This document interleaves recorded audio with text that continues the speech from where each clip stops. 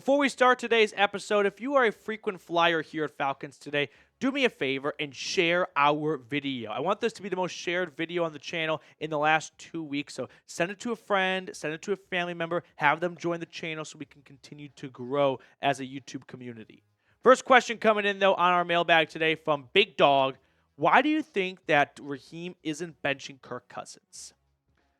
There's there's two trains of thought, right? Bears eat beats. No, I'm not doing the office monologue. There is the political reason of they just gave him $90 million guaranteed for this year, and it would be a very bad look if the coaching staff can't figure out a way to make $90 million of a player work. That's the guaranteed money he got. An extra $10 million if he's on the roster for 2025. That's where the $100 million total comes in. So that's the political reason of they paid him so much. You just may not get the green light from the boss man to bench a guy that just got $90 million guaranteed. Then there's the ignore the political side. Maybe he does have full control to bench the quarterback. He may just feel like Kirk Cousins gives us our best chance to win. He sees Penix in practice every single Monday, Wednesday, and Friday, and he might feel like Penix is not at a spot where he can go out there and give us a better shot than Kirk Cousins can, and he's going to go down swinging with Kirk, a quarterback he wanted to bring in as soon as he got the head coaching gig, and that's what he is standing by. Those are the two reasons I can come up with. Matthew Petey fan, are you surprised the NFL did not flex the Monday Night Football game? A little, given how bad the Raiders are, but remember, when it comes to flexing games, you can't simply just go in there and take any game you want.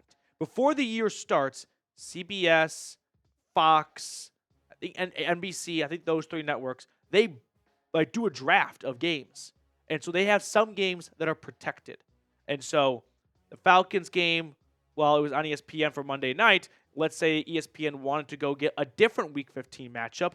If that was protected because it was one of CBS or Fox's draft picks before the season started, they might look around and go, I don't think there's anything much better, and we're not going to flex just for the sake of getting a marginally better team in there. If we're going to flex, let's make sure it's for a really good matchup we can't pass on. Drew Dog, the OG of Atlanta sports. What's up, Drew? When will Bralen Trice return next year? I think he is the missing piece. So the Falcons rookie out of Washington, third-round pick, if you don't know, tore his ACL back in preseason. That's what Drew is talking about here. Tore his ACL in the first preseason game against the Dolphins. That was early August, so I would hope, given a reasonable recovery timeline for someone young, when you're younger, your body heals faster, doesn't have a long history of injuries, we should see Bralen Trice ready to roll for first day of training camp. Hopefully we get him for a little bit of OTAs and some mandatory minicamp. But he's not going to come back this year. That much is for sure. As for being the missing piece, I can't say that with any confidence because we hardly saw the guy. We got rookie minicamp, mandatory minicamp, some OTAs, non-padded drills, just running around dummies. I know it can look good doing that. So it would have been nice to have an extra pass rusher on this team, and hopefully he can bounce back strong from this injury, but I'm not quite with you on he's the missing piece part. I just don't have enough information on the guy to say something that strongly. Eli, do you think Matt Ryan could come out of the booth and give better play than Cousins? The bar is not very high for Kirk right now. Matt Ryan isn't very far removed from the field. Like Joe Flacco came off the couch and did pretty well for the Browns last year, so I wouldn't say it's a 0% chance, but I'm going to say no. I don't think we should bring back Matt Ryan and have the lasting memory of it be, ooh, not good from Matty Ice. Let's remember Matt Ryan for what he was, a Falcons Hall of Famer, an NFL Hall of Famer. Let's not trot out an old dog that clearly lost his fastball when he was with the Colts, and no one needs to see it get any worse as he got even older.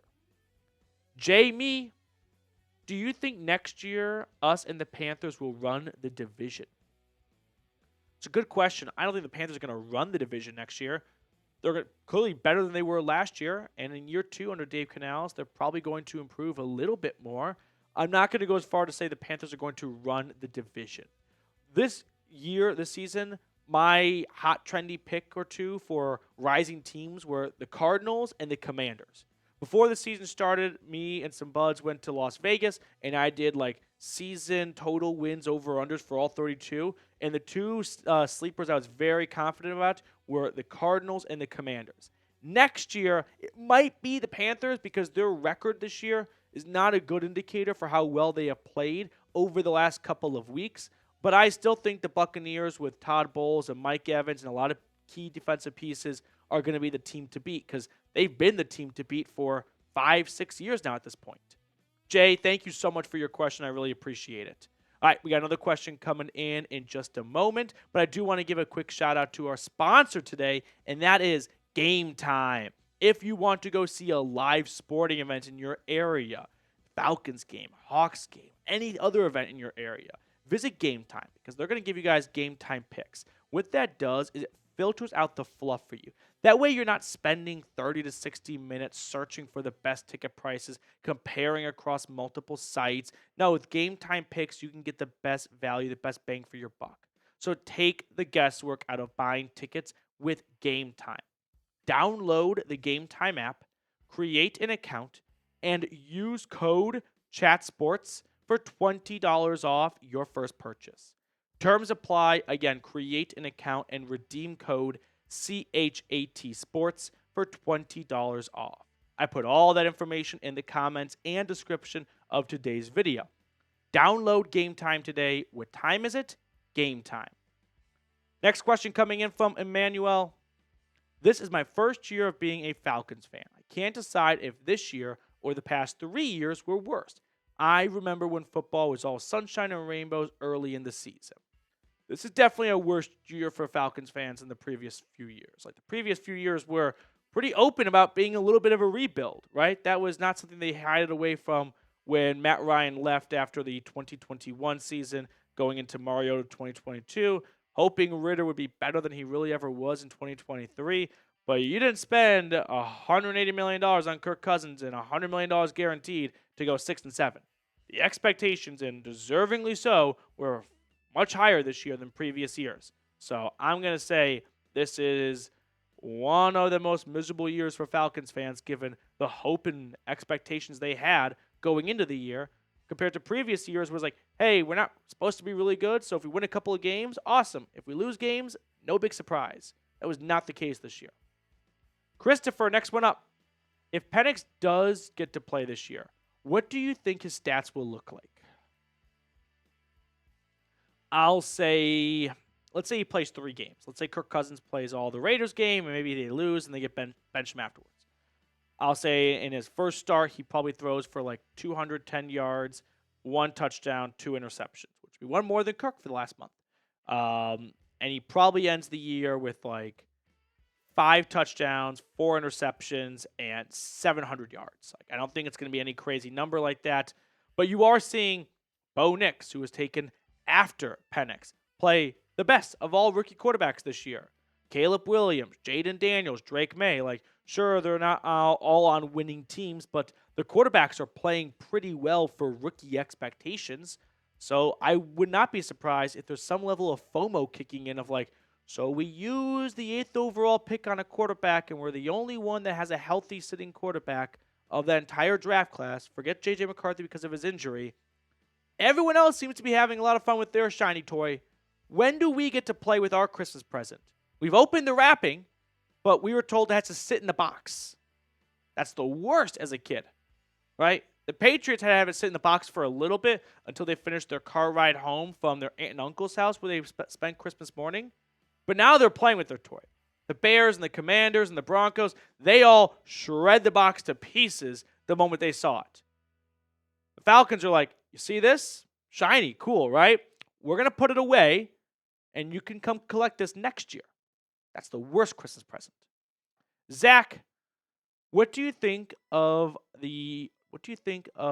our defense after the game? I think they look like they needed a map or a nap. Also, do we think some staff changes? All right, a couple of typos. You lost me a little bit, Zach, but talking about the defense as a whole, I mean, all eyes are always going to be on Kirk Cousins, but defense put up a pathetic performance against, I mean, pathetic is a bit of a strong word, but the penalties were just a backbreaker for this team. And listen, Sam Darnold throws 5 touchdown passes. Like, there needs to be an ass chewing. That can't be a game where you go like, man, gave it all we got, and just the ball didn't bounce our way. They gave it all they got for 3 quarters, and then the fourth quarter happened. So there definitely needs to be some level of change. I would say Jimmy Lake should be a one-and-done defensive coordinator. Zach, thank you for the question. Kennard Drake, I got my Falcons team hoodie. I still believe in our team. Kennard, thank you for your super and your support and your optimism, because I definitely could use it. Rob, unfortunately, we have a decade-long history of losing to scrub QBs.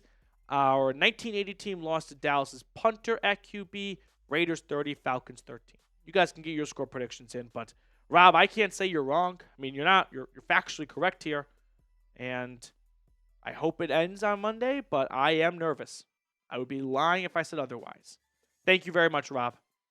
Rusty, been a fan since 2001, so don't call me a fake fan, but don't lie. It would make for great content next week if Desmond Ridder dog walks us on national television.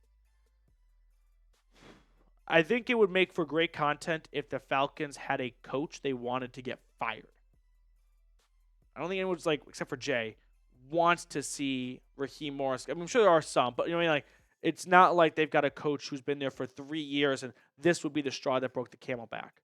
If the Falcons lose Desmond Ridder, it's more of an acceptance of, oh, crap. Raheem Morris might not have been a very good hire. And now we just continue to go back into quarterback purgatory of being a 5 to 7 win team and not seeing any way out of being not quite bad enough to get an elite quarterback in the draft, but not good enough to do anything to celebrate.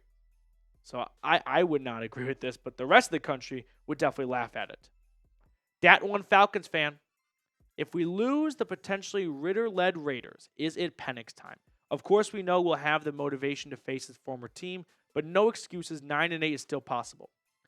I'm not going to say 100% Penix time for 2 reasons. One, Raheem Morris has been absolute about standing by Kirk Cousins.